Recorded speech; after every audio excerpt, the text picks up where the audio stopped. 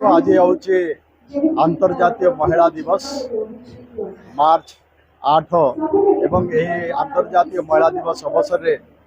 समस्त माँ भौणी मान को मोर शुभेच्छा अभिनंदन एवं ये अंतर्जातीय महिला दिवस अवसर में आज आम राज्यर लोकप्रिय मुख्यमंत्री मोहन माझी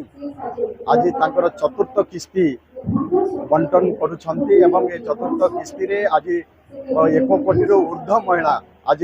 चतुर्थ किस्ती टंका से माने पाइबे। तत्सहित आमर नवरंगपुर जिले में भी आज 3,04,853 जन जो माने यज्ञ हिताधिकारी आज से माने सुभद्रा योजना रे 5,000 करी आज से माने टंका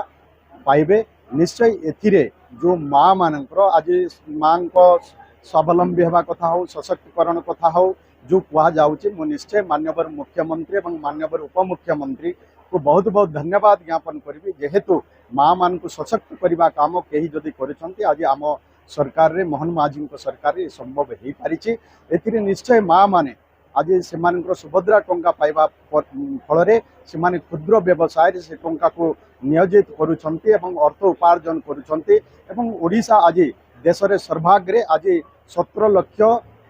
लक्षपति दीदी आज हो पारी संभव हो पारी। निश्चय सुभद्रा योजना माध्यम आज आमर माँ भौणी माने अर्थ उपार्जन कर निजको सशक्त कर पारी तेणु निश्चय सुभद्रा योजना सहायक हो पारे। तो आज छत्तीसगढ़ माननीय मुख्यमंत्री आज नवरंगपुर जिलार मैदलपुर को आसुचंती एक विवाह कार्यक्रम रे आमर पूर्वतन सांसद परशुराम माझी झीर बाहाघरे से जगदेवे एवं कन्या को सी आशीर्वाद करेंगे। आपण जानती जे छत्तीसगढ़ हूँ आमर पड़ोसी राज्य एवं सबु बेले रोटी बेटीर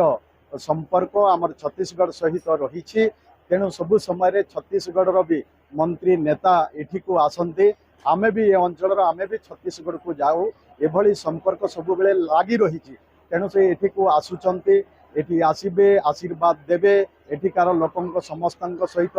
मिसिबे जमती छत्तीसगढ़ ओडिशार ये बॉर्डर रे आमे जो माने अच्छु एमान सहित सबु बेले जो संपर्क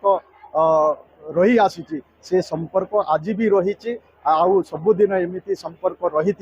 सेठिकार मंत्री आज गोटे विवाह भली गोटे कार्यक्रम भी एठी को आसुचंती एवं ये अंचल लोकंक सहित समस्त सहित भेटिबे एवं गोटे आउ भी नुआ संपर्क आउ भी स्थापन हो पारिबो। ये भली